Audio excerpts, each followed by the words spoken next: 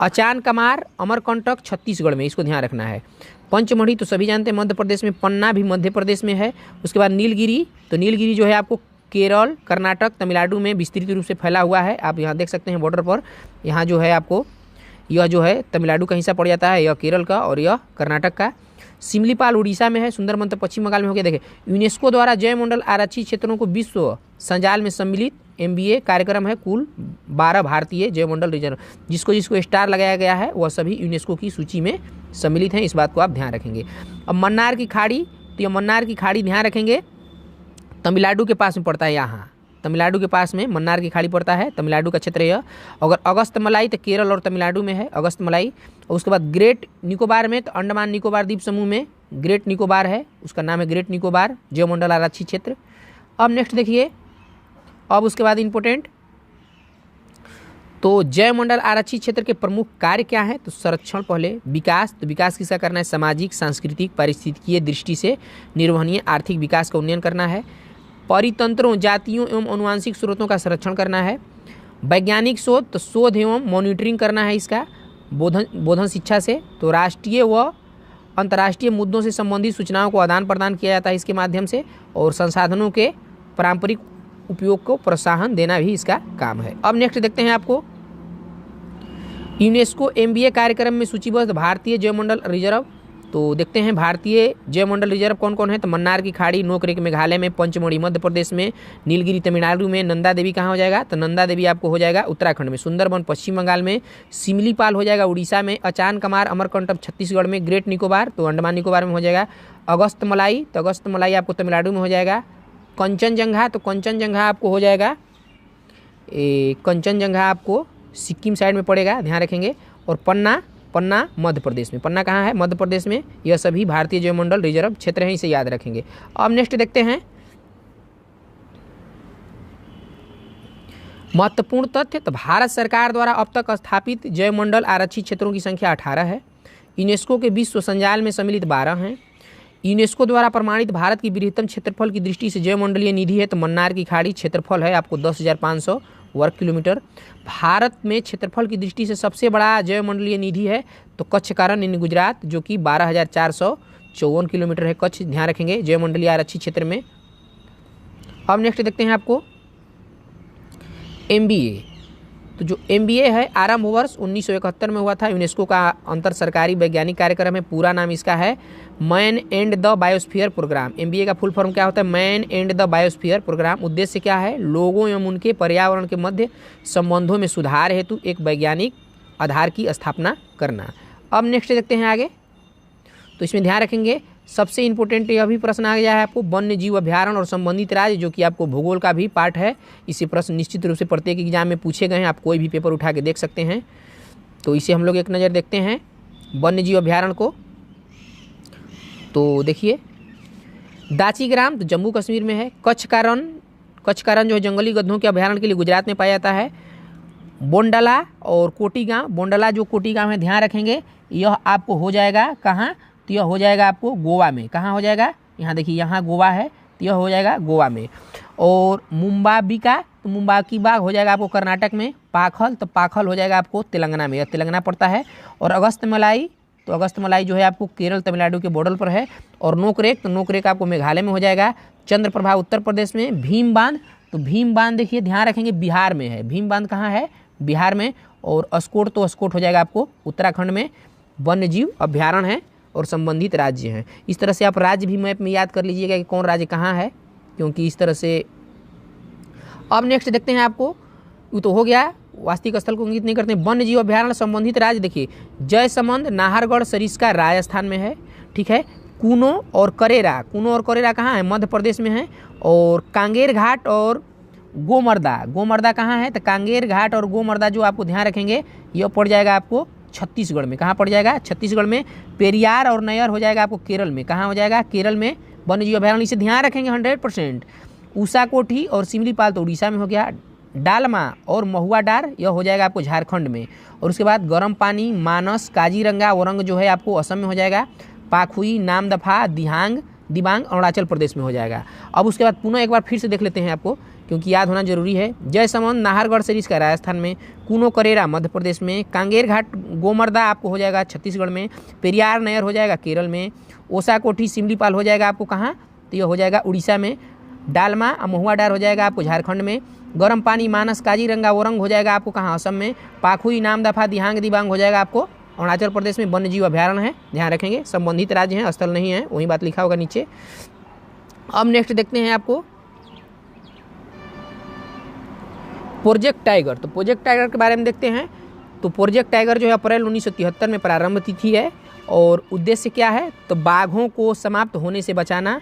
और 2967 बाघ हों, 2967 जो है भारत में बाघों की कुल संख्या है। गणना 2018 में रिपोर्ट आई थी आपको 19 में, और 52 संरक्षित क्षेत्र भी हैं, ध्यान रखेंगे। अब नेक्स्ट देखते हैं, सबसे ज़्यादा मध्य प्रदेश में 526, कर्नाटक में 524, इसको भी ध्यान रखना है। अब नेक्स्ट देखिए,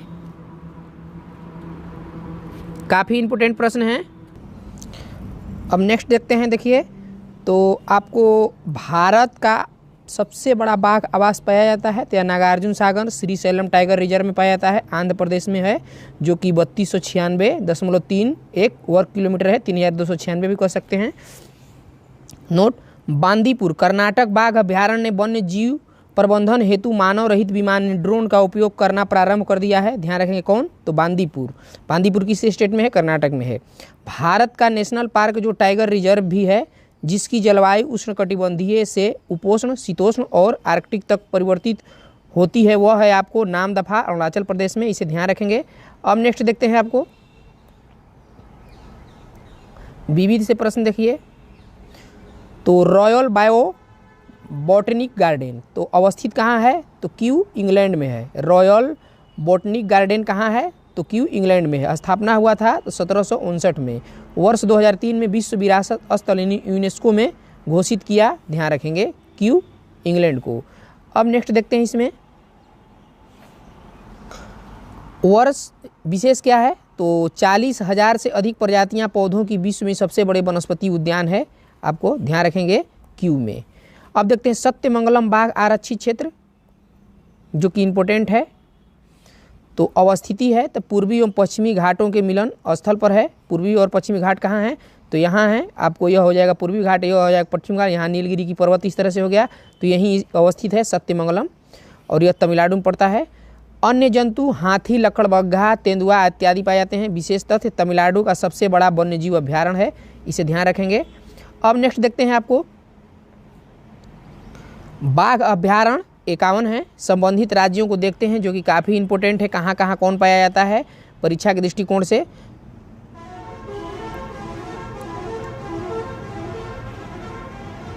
तो देखिए रणथंभौर, सरिस्का, मुकुंदरा हिल्स जो बाघ अभ्यारण्य है आपको राजस्थान में पड़ेगा, इस बात को ध्यान रखेंगे। रणथंभौर, सरिस्का, मुकुंदरा हिल्स।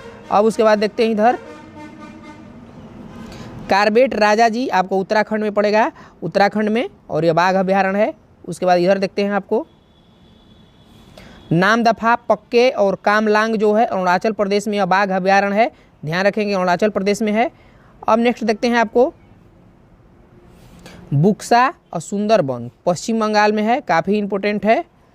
अब आगे देखिए अमराबाद और कावल, अमराबाद और कावल आपको हो जाएगा तेलंगाना में, कहाँ हो जाएगा, तेलंगाना में। तेलंगाना स्टेट भी देख सकते हैं, क्योंकि इस तरह से आप मैप वाइज पढ़ेंगे तो आपको स्टेट भी याद रहेगा कि कहाँ स्टेट कौन सा है। पेरियार और पराम्बिकुलम तो यह केरल राज्य में पड़ता है, जो कि बाघ अभ्यारण्य है, इस बात को ध्यान रखेंगे। अब नेक्स्ट आगे देखते हैं, आपको सबसे इम्पोर्टेंट हो जाता है, आपको ध्यान रखेंगे, यह हो जाएगा बोर, मेलघाट, तंदोबा, अंधेरी, पेंच, सयाद्री, नवेगाम, यह हो जाएगा आपको महाराष्ट्र में। कहाँ हो जाएगा, महाराष्ट्र में, इस बात को आप ध्यान रखेंगे। बोर, मेलघाट, तंदोबा, अंधेरी, पेंच, सयाद्री, नवेगाम। देखिए पेंच जो है आपको ध्यान रखेंगे, यह मध्य प्रदेश में भी पड़ता है, यह मध्य प्रदेश में पड़ता है और महाराष्ट्र में, दोनों स्टेट में पड़ता है, इसे ध्यान रखेंगे। अब नेक्स्ट देखते हैं पेरियार हो ही गया है। अब यहाँ नोट में देखिए लिखा हुआ है इंगित बिंदु, वही बात है, राज्य को दर्शाते हैं। पेंच बाघ अभ्यारण्य मध्य प्रदेश तथा महाराष्ट्र दोनों राज्यों में विस्तृत है। देखिए यहाँ दिया हुआ है, पेंच का तात्पर्य है कि पेंच फंसा हुआ है, कहाँ कहाँ, तो महाराष्ट्र और मध्य प्रदेश में, अंडमान निकोबार में है, यहाँ देखिए। नेक्स्ट देखते हैं अब इम्पोर्टेंट अब इसमें शेष जो राज्य बचे हुए उसे भी हम लोग देखेंगे। तो सतपुड़ा, संजय दुबरी, कान्हा, पेंच, बांधवगढ़, पन्ना, यह हो जाएगा आपको मध्य प्रदेश में। कहाँ हो जाएगा? मध्य प्रदेश में। सतपुड़ा, संजय डुबरी, कान्हा, पेंच, बांधवगढ़, पन्ना हो जाएगा आपको मध्य प्रदेश में। अब देखते हैं नेक्स्ट आपको दूधवा, पीलीभीत जो कि उत्तर प्रदेश में। दूधवा और पीलीभीत है उत्तर प्रदेश में, यह बाघ अभ्यारण्य है, काफ़ी इंपॉर्टेंट है, ध्यान रखेंगे। अब उसके बाद देखते हैं आपको मानस, नमेरी, काजीरंगा, ओरांग जो बाघ अभ्यारण्य है वह कहाँ है? असम में है। इस बात को भी आप ध्यान रखेंगे। मानस, नमेरी, काजीरंगा, ओरांग असम में है। अब नेक्स्ट देखते हैं आपको अचान कमार, उदंती सीता नदी, इंद्रावती, तो कहाँ है यह? छत्तीसगढ़ में है, इसे भी ध्यान रखेंगे, छत्तीसगढ़ में है। और नागार्जुन सागर, श्रीशैलम, नागार्जुन सागर, श्रीशैलम यह कहाँ है? तो आंध्र प्रदेश में है। कहाँ है? आंध्र प्रदेश में, इसे भी ध्यान रखिएगा। आगे नेक्स्ट देखते हैं आपको बांदीपुर, भद्रा, बिलीगिरी रंगनाथ मंदिर जिसकी BRT कहा जाता है, नागरहोल और डंडेली अंशी कहाँ है? तो यह आपको हो जाएगा कर्नाटक में। कहाँ हो जाएगा? कर्नाटक, ध्यान रखेंगे। तो बांदीपुर, भद्रा, बिलीगिरी रंगनाथ और मंदिर, BRT और नागरहोल, डंडेली कहाँ हो जाएगा? आपको कर्नाटक राज्य में होगा। अब नेक्स्ट देखते हैं आपको अब जो शेष बचा हुआ है देखिए, तो पलामू, तो पलामू तो सभी जानते हैं आपको झारखंड में है पलामू, और वाल्मीकि बिहार में है। कहाँ है? वाल्मीकि बिहार में। अब उसके बाद देखिए दम्पा जो है, दम्पा कहाँ है? मिजोरम में है। कहाँ है? मिजोरम में, इसे भी ध्यान रखना है। और उसके बाद सिमलीपाल और सतकोसिया तो सभी लोग जानते हैं, उड़ीसा में है, उड़ीसा हो जाएगा। अब नेक्स्ट देखिए श्रीविल्लीपुथूर, मेघामलाई और अन्नामलाई और मुडुमलाई, मुडुमलाई भी कहीं देता है, मुडुमलाई लिखा हुआ है तो ध्यान रखेंगे। मुडुमलाई, सत्यमंगलम और कालाकाड़ और मुंडनथुरई कहाँ है? तो तमिलनाडु में है, इसे भी आप ध्यान रखेंगे, तमिलनाडु में है। श्रीविल्लीपुथूर, मेघामलाई, अन्नामलाई और मुडुमलाई, मुडुमलाई और सत्यमंगलम और कालाकाड़ और मुंडनथुरई कहाँ है? तो आपको ध्यान रखेंगे तमिलनाडु में है। नोट देखते हैं आपको यहाँ क्या लिखा हुआ है, तो नोट पेंच अभ्यारण्य मध्य प्रदेश और महाराष्ट्र, ये तो हो ही गया है। अब नेक्स्ट देखते हैं आपको, अब यहाँ देखते हैं क्या लिखा हुआ है। नोट हाल ही में राष्ट्रीय बाघ संरक्षण प्राधिकरण ने राजस्थान के बूंदी जिले में स्थित रामगढ़ विषधारी अभ्यारण्य को राज्य के चौथे बाघ अभ्यारण्य के रूप में परिवर्तित करने हेतु मंजूरी प्रदान किया गया है। तो इस बात को ध्यान रखेंगे। रामगढ़ विषधारी अभ्यारण्य कहाँ है? तो यह राजस्थान में है और यह परिवर्तित हो भी गया है, ध्यान रखेंगे। इस संबंध में राज्य सरकार द्वारा अधिसूचना जारी होने के बाद 52वां बाघ अभ्यारण्य घोषित कर दिया गया है। इस बात को आप ध्यान रखेंगे, यह राजस्थान में है। अब नेक्स्ट देखते हैं आपको,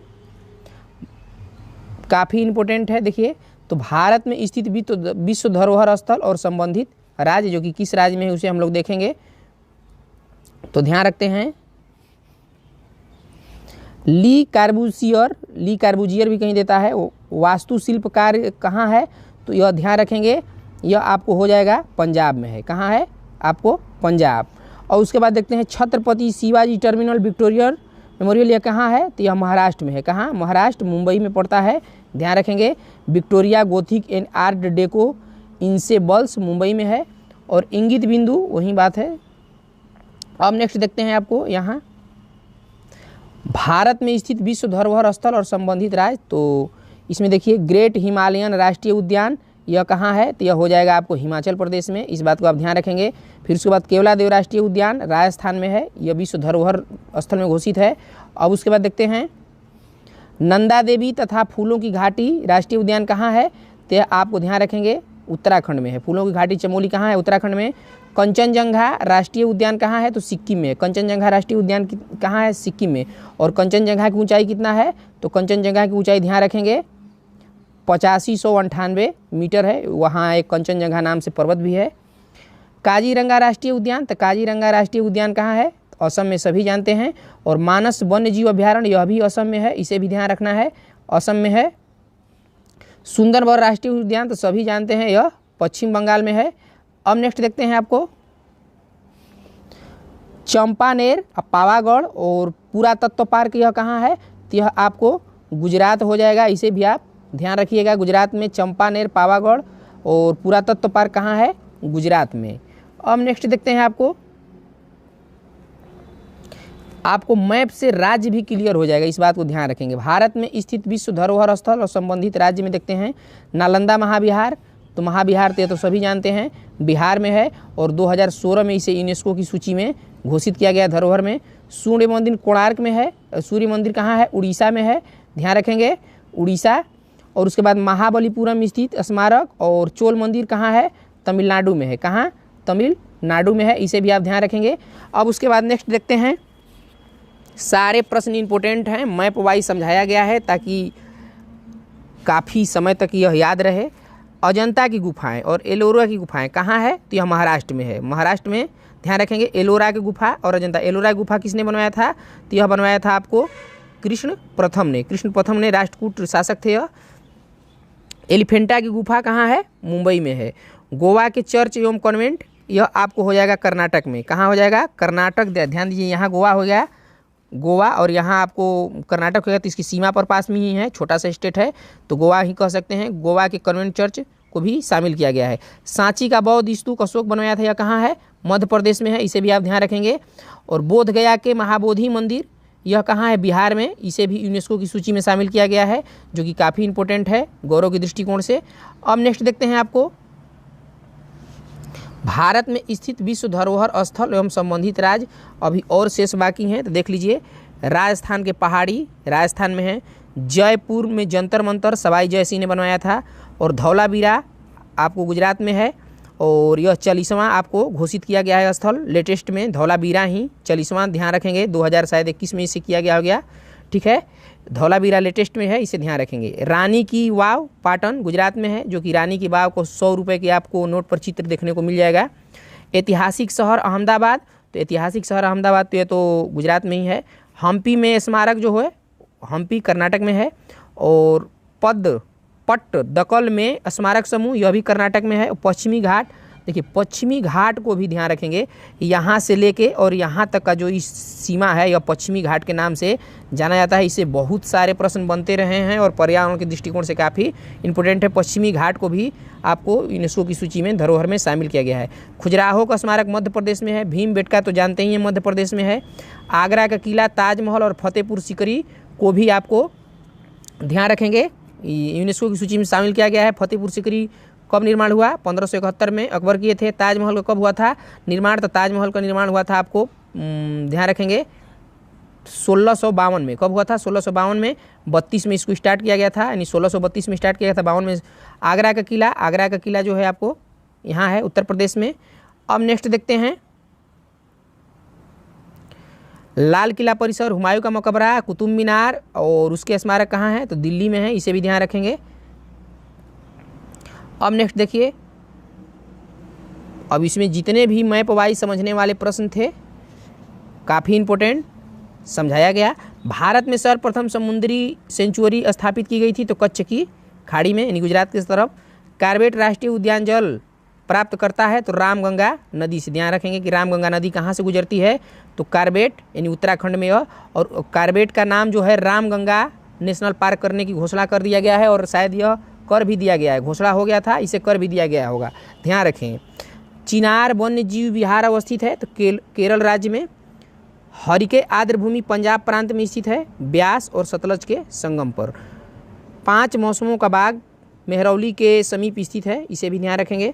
अब नेक्स्ट देखते हैं, यह बुक बहुत ही इंपॉर्टेंट है, यदि आप इसे पूरा देख लेते हैं तो बहुत ही काफ़ी आपको एक आधारभूत समझ विकसित होगा। वैकल्पिक ऊर्जा, तो ऊर्जा संसाधन देखिए, तो नवीकरणीय और अनवीकरणीय। तो देखिए अनवीकरणीय का मतलब होता है, अ का मतलब क्या होता है, न, यानी कि न प्राप्त होने वाला, यानी जो एक बार प्राप्त हो गया पुनः उसे प्राप्त नहीं किया जा सकता है। नवीकरणीय का मतलब उसे बार बार प्राप्त किया जा सके, तो उसमें देखते हैं बार बार वाला में सौर ऊर्जा हम डेली यूज कर सकते हैं, पवन ऊर्जा तो करीब करबे करते हैं। जल विद्युत, बायोगैस, भूतापीय, कचरे से उत्पादित ऊर्जा, ज्वारीय ऊर्जा, यह नवीकरणीय ऊर्जा के अंतर्गत आता है। अनवीकरणीय ऊर्जा के अंतर्गत देखते हैं कोयला, पेट्रोलियम, प्राकृतिक गैस, परमाणु और सेल गैस जो है अनवीकरणीय ऊर्जा के अंतर्गत आता है। कहने का तात्पर्य है कि जीव जंतुओं और वनस्पति को जब एक विभिन्न कालखंडों में पृथ्वी के अंदर दबे होने से अब विभिन्न गैसों और कोयला की प्राप्ति होती है, जो कि इसे पुनः प्राप्त करने में करोड़ों वर्ष लग जाएंगे, इसीलिए इसे अनवीकरणीय कहा गया है, ध्यान रखेंगे। अब नेक्स्ट देखते हैं, ऊर्जा एवं ऊर्जा संसाधन महत्वपूर्ण तथ्य, तो प्राकृतिक प्रक्रिया के तहत लगातार प्राप्त होने वाली ऊर्जा कहलाती है तो नवीकरणीय ऊर्जा। ऊर्जा का वह रूप जो न तो प्रदूषण कारक है और न ही इसका प्राकृतिक संसाधन पर विपरीत प्रभाव पड़ता है, नवीकरणीय ऊर्जा कहलाता है। पौधों के उत्पाद जो हमारे वर्षों से पृथ्वी के नीचे दबे पड़े थे, पौधों के जीवाश्म जिनका उपयोग हम ईंधन के रूप में करते हैं कहलाते हैं जीवाश्म ईंधन, और यह अनवीकरणीय होते हैं। अब नेक्स्ट देखते हैं, उसी से हमारा कोयला, पेट्रोलियम, गैस, तमाम तरह की ईंधनें बनती है। नोट, जीवाश्म ईंधन वर्तमान में ऊर्जा के प्रमुख स्रोत हैं। एक बार इनका उपयोग करने के पश्चात इन्हें दोबारा प्राप्त नहीं किया जा सकता। कच्चे तेल, प्राकृतिक गैस, जीवाश्म ईंधन के समाप्त होने के खतरे को ही ऊर्जा संकट कहा गया है और यह अनवीकरणीय स्रोत के अंतर्गत आते हैं। अब नेक्स्ट देखते हैं काफ़ी वैकल्पिक ऊर्जा। तो वैकल्पिक ऊर्जा में देखते हैं ऊर्जा के संसाधन जो हैं, सौर ऊर्जा के विविध पक्ष। तो एक अक्षय प्राकृतिक संसाधन है और सूर्य की आयु कितना है, तो सूर्य की आयु 10 बिलियन वर्ष है, ठीक है। 5 बिलियन वर्ष क्या है कि बीत गई है, 5 बिलियन वर्ष, 5 बिलियन वर्ष शेष बची है, यानी कि बीच में सूर्य है, यानी कि जवान अवस्था में अभी सूर्य है। ऊर्जा देने की शक्ति इसकी चरम सीमा पर है। सौर विकिरण से प्राप्त होती है, प्रदूषण रहित होता है, इसमें कोई प्रदूषण नहीं होता है। वैकल्पिक ऊर्जा का सबसे बड़ा संग्रहागार है सौर ऊर्जा, और दुनिया में तमाम तरह के जो सौर प्लेट लगाए जा रहे हैं बड़े बड़े, जैविक मात्रा में सर्वाधिक उपयोग होता है सौर ऊर्जा। पौधे के प्रकाश संश्लेषण के लिए उत्तरदायी है, यानी सूर्य जो है आपको सौर मंडल में एकमात्र ऊर्जा का स्रोत है, इसी से जीवन संभव है, अन्यथा जीवन संभव नहीं हो सकेगा। जब वनस्पति ही नहीं होगा, प्रकाश संश्लेषण ही नहीं होगा, तो जीव जंतु अब स्वतः ही कुछ दिनों के बाद कगार पर पहुंच जाएंगे। कहाँ? फोटोवोल्टिक तकनीक द्वारा सूर्य के प्रकाश सौर ऊर्जा के रूपांतरण, ध्यान रखेंगे, फोटोवोल्टिक तकनीक द्वारा सूर्य के प्रकाश का सौर ऊर्जा में रूपांतरण करके विद्युत उत्पादन किया जा सकता है, जो कि एक बहुत ही एक आने वाले भविष्य में ऊर्जा का विकल्प होगा। सौर ऊर्जा का उपयोग रेलवे सिग्नल में, सड़क प्रकाश व्यवस्था में सोलर सेल लगा किया जाता है। आवासीय भवनों को गर्म जल आपूर्ति में और लघु सिंचाई परियोजनाएं हेतु जल की आपूर्ति में सौर ऊर्जा का उपयोग किया जाता है। अब नेक्स्ट देखते हैं महत्वपूर्ण तथ्य। विश्व के प्रथम पूर्ण रूप से सौर ऊर्जा से संचालित अंतर्राष्ट्रीय हवाई पतन, जिसे संयुक्त राष्ट्र पर्यावरण कार्यक्रम ने स्वीकृति किया, स्थित है तो कोच्चि, केरल में। वर्ष 2018 में पूर्णतः सौर ऊर्जा पर चलने वाले भारत का पहला केंद्र शासित प्रदेश बना था दीव में। ऊष्मा रासायनिक परिवर्तन द्वारा ठोस बायोमास का दहन योग्य गैस मिश्रण में रूपांतरण कहलाता है बायोगैस, गैसीकरण, इसे भी ध्यान रखेंगे। अब नेक्स्ट देखते हैं अंतर्राष्ट्रीय सौर गठबंधन, जो कि काफ़ी इंपॉर्टेंट है, इससे प्रश्न निश्चित रूप से पूछे जाएंगे। तो देखते हैं अंतर्राष्ट्रीय सौर गठबंधन, तो कर्क रेखा व मकर रेखा के बीच स्थित लगभग 121 देशों का समूह है और अपनी ऊर्जा आवश्यकताओं हेतु सूर्य द्वारा प्राप्त ऊर्जा का उपयोग करने हेतु ये लोग प्रतिबद्ध हैं। उद्घाटन जो किया गया था, ध्यान रखेंगे, उद्घाटन अंतर्राष्ट्रीय सौर गठबंधन का तो 30 नवंबर 2015 किया गया था। संयुक्त राष्ट्र जलवायु परिवर्तन सम्मेलन कहाँ हुआ था? पेरिस में। उपस्थिति प्रधानमंत्री नरेंद्र मोदी भी उसमें गए थे। फ्रांस के तत्कालीन राष्ट्रपति फ्रांसवा ओलांद, यूएन के तत्कालीन महासचिव बान की मून भी गए थे। प्रथम शिखर सम्मेलन तो 11 मार्च 2018 को नई दिल्ली में हुआ था, जो कि काफ़ी इंपॉर्टेंट है। प्रथम शिखर सम्मेलन और दिल्ली में हुआ, तो ये तो प्रश्न निश्चित रूप से कई साल तक बनेंगे। सचिवालय गुरुग्राम हरियाणा में, देखिए यह सबसे काफ़ी इंपॉर्टेंट है और ध्यान रखेंगे अंतर्राष्ट्रीय सौर गठबंधन का जो आपको सचिवालय है गुरुग्राम हरियाणा भारत में है, जो कि इस प्रश्न को आप 100% याद रखेंगे क्योंकि यह प्रश्न एकदम निश्चित रूप से पूछा जाएगा। घोषणा पत्र, वर्ष 2030 तक 10 बिलियन यानी 1000 बिलियन यूएस डॉलर जुटाने का लक्ष्य है सदस्य देशों द्वारा वहनीय व कम लागत वाली सौर ऊर्जा उपलब्ध कराने हेतु। अब नेक्स्ट देखते हैं सौर ऊर्जा के अन्य उपयोग तो हो ही गया, प्रकाश संश्लेषण में, सोलर कुकर में, सौर चिकित्सा में, कृत्रिम उपग्रह, मंगलयान में भी ऊर्जा का एक साधन है, और सौर संयंत्रों द्वारा निर्माण में और सौर उपकरण में और जल उष्मन में, और परिवहन ऑटो रिक्शा जो चलता है, हवाई जहाज में भी सौर ऊर्जा का उपयोग भविष्य में किया जा सकता है। अब नेक्स्ट देखते हैं इंपोर्टेंट प्रश्नों को। बायोडीजल, तो बायोडीजल की फसल पुष्पीय पादपों की प्रजाति वाला पौधा है जेट्रोफा, और सूखा एवं विनाशकारी कीटों के प्रति प्रतिरोधी है। बीज यानी सूखा में भी हो जाएगा जेट्रोफा। बीज 27 से 40% तक तेल इसमें निकलता है। तेल डीजल इंजनों में प्रयोग हेतु बायोडीजल परिवर्तन होता है। अब देखते हैं नेक्स्ट पौंगामिया मिनाटा, पौंगामिया मिनाटा। तो भारत के अधिकांश शुष्क क्षेत्रों में प्राकृतिक रूप से अंकुरण होता है पंगामिया मिनाटा, और बीज होता है, लिपिड की प्रचुरता होती है, ओलिक अम्ल यानी लगभग आधा होता है, विकल्प बायोडीजल यानी कि इससे भी बायोडीजल प्राप्त किया जाता है पौंगामिया मिनाटा से। अब नेक्स्ट देखते हैं, अब देखिए फ्यूज सेल, तो इसमें क्या होता है देखिए, तो फ्यूज सेल का लाभ क्या है, तो अधिक दक्षता, शोर रहित, और उसके बाद पर्यावरण हितैषी, और सेल के डिजाइन व माप का आसान मानकीकरण है फ्यूज सेल के लाभ। अब देखते हैं इंपॉर्टेंट इसमें प्रश्न, बायोमास के स्रोत हैं, तो बायोमास ध्यान रखेंगे, तो नारियल के आवरण, मूंगफली का छिलका तथा धान की भूसी इत्यादि बायोमास के अंतर्गत आते हैं। औद्योगिक अपशिष्ट ही बायोमास होते हैं, नगरपालिका के ठोस अपशिष्ट हैं, और कृषि व घरेलू अपशिष्ट से प्राप्त होते हैं। वन एवं लकड़ियाँ बायोमास के ही अंतर्गत आते हैं। जीव जंतुओं के अपशिष्ट जो है बायोमास के अंतर्गत आते हैं, और सीवेज यानी गंदा पानी भी, और इससे क्या होता है कि तमाम तरह का कृषि में उपयोग किया जा सकता है और संभावना भी है। अब नेक्स्ट देखिए महत्वपूर्ण तथ्य, तो डॉमर का विकल्प बायो एस्फाल्ट है, और भारत में राष्ट्रीय हाइड्रोजन बोर्ड का गठन किया गया 2003 में, इसे याद रखेंगे। भारत में राष्ट्रीय हाइड्रोजन बोर्ड का गठन किया गया था 2003 में। सिक्किम भारत का पहला पूर्ण जैविक राज्य बना 2016 में, काफ़ी इंपॉर्टेंट है, और लक्षद्वीप को भी बनाने का इसे घोषित किया गया है, ध्यान रखेंगे 2016 में सिक्किम को, और नालंदा को भी 2016 में ही विश्व विरासत में घोषित किया गया था। अब नेक्स्ट देखते हैं आपको प्रदूषण, जो कि इंपॉर्टेंट है, एक समग्र रूप से दिया हुआ है। तो देखिए प्रदूषण के प्रकार कौन कौन होते हैं, तो ध्यान रखेंगे उत्पत्ति के आधार पर प्रदूषण होते हैं, पर्यावरण के भाग के आधार पर प्रदूषण होते हैं, प्रकृति के आधार पर प्रदूषण होते हैं, और भौतिक गुणों के आधार पर प्रदूषण होते हैं। तो भौतिक गुण के आधार पर देखते हैं तो गैसीय प्रदूषण जैसे कार्बन डाइऑक्साइड, धूल प्रदूषण, ताप प्रदूषण, ध्वनि प्रदूषण, और रेडियो सक्रियता प्रदूषण। देखिए रेडियो सक्रियता प्रदूषण, और उसमें देखते हैं, अब देखिए रेडियो सक्रियता प्रदूषण में आपको ध्यान रखना है कि जो चेरनोबिल दुर्घटना हुआ था आपको 1986 में, बहुत सारे लोग मारे गए थे, यूक्रेन में हुआ था, इसे डेट को आप ध्यान रखेंगे। प्राकृतिक, तो ज्वालामुखी का फूटना, उससे भी तमाम तरह की गैसें निकलती है, तो इससे भी प्रदूषण होता है। मानवोभित यानी मनुष्य द्वारा औद्योगिक क्षेत्र में कृषि से उत्पन्न प्रदूषण, और तमाम तरह की जो आप परीक्षण करते हैं, मिसाइल जेट उड़ान करते हैं, इससे भी प्रदूषण होता है। पर्यावरण के भाग के आधार पर तो वायु प्रदूषण, जल प्रदूषण और भूमि प्रदूषण होता है। और उसके बाद प्राकृतिक के आधार पर तो जैव निम्नीकरणीय और जैव निम्नीकरणीय राहित, घर का कूड़ा, पशुओं के मल मूत्र, सीवेज आदि जैव निम्नीकरणीय है, यानी कि इसका निम्नीकरणीय हो सकता है। और जैव निम्नीकरणीय रहित यानी कि प्लास्टिक, डीडीटी यह बहुत दिन तक पर्यावरण में उपस्थित रहते हैं और प्रकृति को क्षति पहुंचाते रहते हैं। अब इसके बारे में एक एक को डिटेल देखना है, तो देखिए देखते हैं। तो प्रदूषण परिभाषा, भूमि, वायु तथा जल के भौतिक, रासायनिक अथवा जैव अभिलक्षणों में अनापेक्षित परिवर्तन के परिणाम स्वरूप उत्पन्न होता है। प्रदूषक, तो ऐसे पदार्थ जिनमें प्रदूषण फैलता है। एंथ्रोपोजेनिक, तो प्राकृतिक पर मानवीय प्रभाव पड़ता है। और उसके बाद एंथ्रोपोजेनिक पर्यावरण, तो मानव गतिविधियों से परिवर्तित पर्यावरण है। अब नेक्स्ट देखते हैं एंथ्रोपोजेनिक प्रदूषण के अंतर्गत मनुष्य द्वारा उत्पन्न प्रदूषण होता है, और एंथ्रोपोजेनिक प्रदूषण मानव गतिविधियों से परिवर्तित ही होता है। अब देखते हैं वायु प्रदूषण के बारे में, तो वायु प्रदूषण इंपॉर्टेंट है, परिभाषा देखते हैं आपको। तो मानवीय या प्राकृतिक कारणों से वायुमंडल में उपस्थित गैसों के निश्चित अनुपात में विषाक्त गैसों का कणकीय पदार्थों के कारण अवांछनीय परिवर्तन जो होता है, उसी को कहते हैं आपको वायु प्रदूषण। स्रोत क्या है, तो प्राकृतिक स्रोत, जंगल की आग लगने से धुआं जो उठेगा उससे भी, ज्वालामुखी उद्गार सल्फर डाइऑक्साइड निकलता है। जैविक पदार्थों के सड़े गलने से जो उसमें गैस निकलते हैं उससे प्रदूषण होगा। और उसके बाद देखते हैं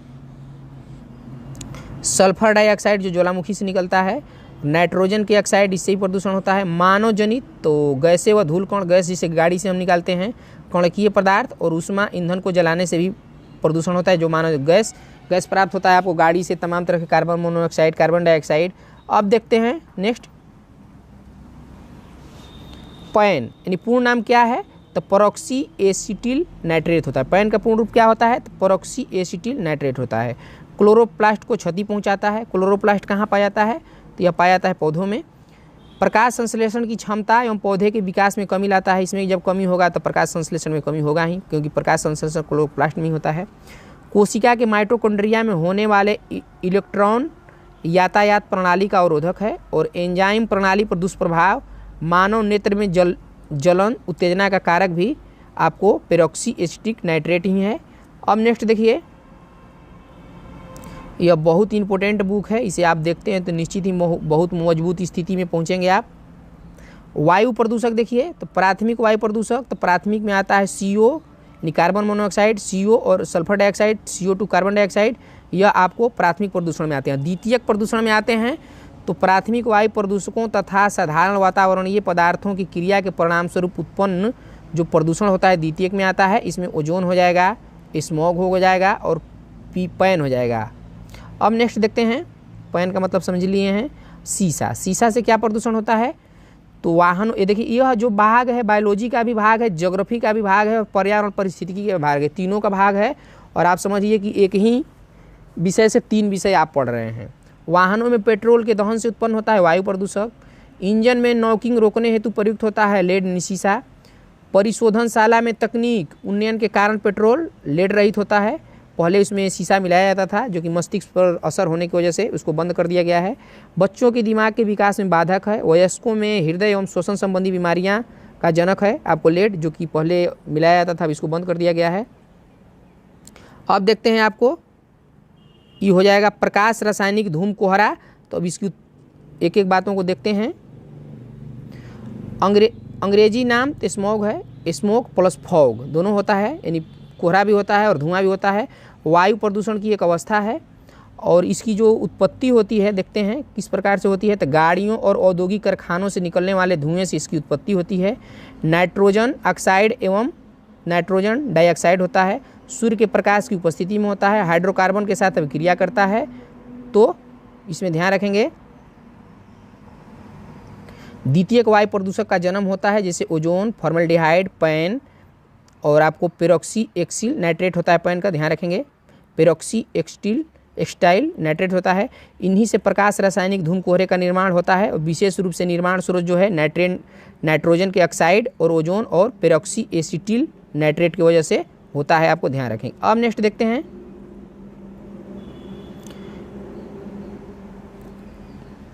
फ्लाई एश। तो फ्लाई एश के लाभ और हानि दोनों हुआ है, तो इसमें देखेंगे लाभ क्या है।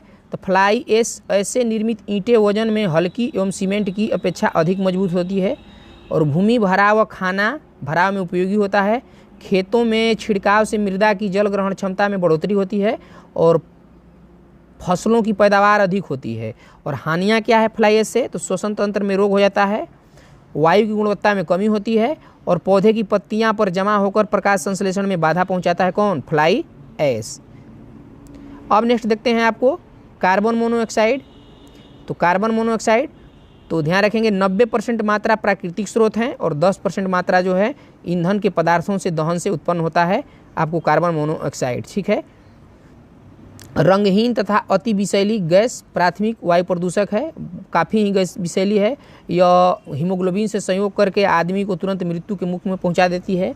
वायुमंडल में अल्पकाल के लिए विद्यमान CO2 में ऑक्सीकरण करती है और रक्त में उपस्थित हीमोग्लोबिन से जुड़ाव से कार्बोक्सी हीमोग्लोबिन का निर्माण और रक्त के ऑक्सीजन वहन क्षमता में कमी आता है, जिससे आदमी का दम घुटने लगता है और क्या हो जाता है? मृत्यु हो जाता है। अब नेक्स्ट देखते हैं आपको, ध्यान रखेंगे यदि चैनल पर नए होंगे तो सब्सक्राइब कर लीजिएगा, वीडियो को लाइक करके कमेंट कर दीजिएगा क्योंकि वीडियो बनाने में काफ़ी मेहनत लगता है। और महेश ओणवाल NCERT का समूचे एक एक विषय का मास्टर वीडियो चैनल पर बनाकर डाल दिया गया है, आप उसे जाकर देख सकते हैं। अब नेक्स्ट देखिए साइक्लोन सेपरेटर। साइक्लोन सेपरेटर क्या होता है, तो इसमें देखिए एक साइक्लोन सेपरेटर का चित्र है और इसका उपयोग देख लेते हैं कैसे कैसे होता है। तो आउटलेट शुद्ध हवा यहाँ से निकलती है, उसके बाद इनलेट यानी प्रदूषित हवा यहाँ से निकलती है। यह सिलेंडर है, ध्यान रखेंगे। यह निकास द्वार है संकलित कणकीय पदार्थ की और यह चक्करदार घुमाव है, इसमें ध्यान रखेंगे। अब नेक्स्ट देखते हैं फ्लाई एश। तो फ्लाई एश के बारे में समझते हैं। फ्लाई एश तो कोयला आधारित विद्युत संयंत्रों से विद्युत उत्पादन के परिणाम स्वरूप उत्पाद के रूप में होता है और संगठक जो होता है silicon dioxide, aluminium oxide, ferric oxide और उसके बाद कैल्शियम ऑक्साइड जो है फ्लाई एश का संगठक है। उपयोग कहाँ होता है, तो ईंटों के उत्पादन में, कंक्रीट उत्पादन में, पोर्टलैंड सीमेंट के स्थापन के रूप में। और पोर्टलैंड सीमेंट का आविष्कार किया था तो जोसेफ, ध्यान रखेंगे, जोसेफ स्पीडन ने किया था। जोसेफ स्पीडन ने किया था पोर्टलैंड सीमेंट का। दुष्प्रभाव तो श्वसन संबंधी रोग और पौधों की पत्तियों पर जमा होकर प्रकाश संश्लेषण में बाधा पहुंचाता है। Fly ash. अब नेक्स्ट देखते हैं रेडॉन गैस। तो रेडॉन गैस के बारे में देखते हैं। तो इंडोर वायु प्रदूषण का सर्वाधिक महत्वपूर्ण प्रदूषक है। रंगहीन, गंधहीन, रेडियो एक्टिव अक्रिय गैस है। रेडियम से उत्सर्जन होता है। दुष्प्रभाव फेफड़ों का कैंसर, रक्त कैंसर और प्राकृतिक रूप से मृदा में उत्सर्जन होता है रेडॉन गैस। रेडॉन गैस सामान्य तौर पर वायुमंडल में नहीं पाया जाता है, लेकिन जब ध्यान रखेंगे वायुमंडल में यदि कब उपस्थित हो जाता है तो भूकंप जब आता है तो उस समय इसकी उपस्थिति कहीं कहीं दिखाई देने लगती है। अब नेक्स्ट देखते हैं परीक्षा के दृष्टिकोण से इम्पोर्टेंट प्रश्न। तो एशियाई भूरे बादल में एरोसॉल्ट की मात्रा होती है तो लगभग 85%। सामान्य परिस्थितियों में वातावरण में प्रदूषण उत्पन्न करने वाली गैस है तो कार्बन मोनोऑक्साइड गैस है CO। वायु प्रदूषक के जैविक सूचक का कार्य करता है तो लाइकेन। और लाइकेन पार्क कहाँ खोला गया है तो यह उत्तराखंड में खोला गया, इसे भी ध्यान रखेंगे। नेक्स्ट देखते हैं ऐसे प्रदूषक जो सूक्ष्म जीवों, जीवाणुओं आदि के द्वारा समय के साथ प्रकृति में सरल हानि रहित तत्वों में विघटित कर दिए जाते हैं, जैविक प्रदूषक कहलाते हैं। सिगरेट के धुएं में पाए जाने वाले प्रमुख प्रदूषक हैं तो carbon monoxide, hydrogen cyanide, nitrogen oxide और बेंजीन, ध्यान रखेंगे। नेक्स्ट देखते हैं महत्वपूर्ण अंतर्राष्ट्रीय स्तर पर हेलसिंकी प्रोटोकॉल 1985 के अंतर्गत सल्फर के उत्सर्जन में कमी का प्रयास किया जा रहा है। तो ध्यान रखेंगे कि हेलसिंकी प्रोटोकॉल किससे संबंधित है तो सल्फर के कम उत्पादन करने से, यानी कम आपको उत्सर्जन से। और यह कब हुआ था तो 1985 में हुआ था। मथुरा की तेल शोधनशालाओं में उत्सर्जित SO2 यानी सल्फर डाइऑक्साइड से उत्पन्न अम्ल वर्षा ताजमहल के सौंदर्य को क्षति पहुंचा रही है, जिसे आपको स्टोन कैंसर कहा जा रहा है। क्या कहा जा रहा है? Stone cancer. जर्मनी तथा यूनाइटेड किंगडम में स्थित मिलों से उत्सर्जित SO2 तथा नाइट्रोजन ऑक्साइड के कारण नॉर्वे तथा स्वीडन में अधिक अम्ल वर्षा होती है। नेक्स्ट देखते हैं अम्ल वर्षा को झील कातिल भी कहा जाता है। अम्ल वर्षा सूचना केंद्र की स्थापना इंग्लैंड के मैनचेस्टर में की गई है। और विश्व में सबसे ज़्यादा अम्ल वर्षा कहाँ होता है तो बता दिए हैं, यह होता है आपको नॉर्वे में। विश्व में सबसे ज़्यादा अम्ल वर्षा कहाँ होता है तो यह नॉर्वे में होता है, इसे ध्यान रखेंगे। अब नेक्स्ट देखते हैं अन्य संबंधी तथ्य। तो जल में जैविक तथा अजैविक दोनों प्रकार के पोषक तत्वों की मात्रा में वृद्धि की घटना कहलाती है तो सुपोषण। गंगा नदी में जैव रासायनिक ऑक्सीकरण मांग की सर्वाधिक मात्रा पाई जाती है तो कानपुर एवं इलाहाबाद, अब प्रयागराज हो गया कि मध्य पाई जाती है। भूमिगत जल को प्रदूषित करने वाले अजैविक प्रदूषण है तो आर्सेनिक हैं। और आर्सेनिक को बेहतर अवशोषक माना जाता है तो धान के पौधा को, यानी कि धान का पौधा जो है आर्सेनिक सोख लेता है। नेक्स्ट देखते हैं आपको इम्पोर्टेंट जीवाश्म ईंधन का दहन, NO2 का उत्सर्जन। तो ध्यान रखेंगे तो जीवाश्म ईंधन का जो दहन होता है तो NO2 का उत्सर्जन होता है। तो यह क्या है तो हल्के कण हैं, वायु जलवाष्प में घुलकर स्रोतों से दूर अम्ल वर्षा का प्रभाव करते हैं NO2। और SO2 भी सहायक है अम्ल वर्षा में। तो इसका जो प्रभाव होता है तो अब देखते हैं कि उत्सर्जन से जो अम्ल वर्षा होता है इससे प्रभाव क्या होता है तो पौधों की पत्तियां को क्षति पहुंचता है, श्वसन व प्रकाश संश्लेषण की प्रक्रिया में बाधा होता है और फसल की वृद्धि में रुकावट भी होता है। किससे? NO2 से। मृदा के पोषक तत्वों को अलगाव होता है और एल्युमिनियम यौगिक मुक्त होकर वृक्षों को क्षति पहुंचाते हैं। और वर्षा द्वारा एल्युमिनियम का झीलों तथा तालाबों में प्रवेश होता है तो यह भी एक बहुत ही दुखदायी बात है। मेढक और मछलियां अम्लीय जल में अंडे देने में असमर्थ हो जाते हैं। जब यह उत्सर्जन हो जाता है जल में तो यह मेढक और मछलियों के अंडे देने की प्रक्रिया में कमी आ जाती है। भारी कण जो होते हैं वर्षा के साथ शहर पर प्रभाव डालते हैं। ऐतिहासिक भवनों को पत्थर का अपघटन, आर्थिक एवं सांस्कृतिक स्तर पर हानि पहुंचती है और मनुष्यों में नेत्र और गला संबंधी रोग हो जाता है। आपको ध्यान रखेंगे जीवाश्म ईंधन के दहन से और NO2 के उत्सर्जन से। अब नेक्स्ट देखते हैं महत्वपूर्ण तथ्य। अम्ल वर्षा जलीय तंत्र पर प्रभाव क्या होता है तो निम्न pH मान उत्तकों का लवण संतुलन समाप्त हो जाता है। pH मान का निर्धारण किसने किया था तो सोरेनसन ने किया था। ध्यान रखेंगे 7 से अधिक होगा तो क्षारीय, 7 से नीचे होगा तो अम्लीय। पीने के पानी एवं भोजन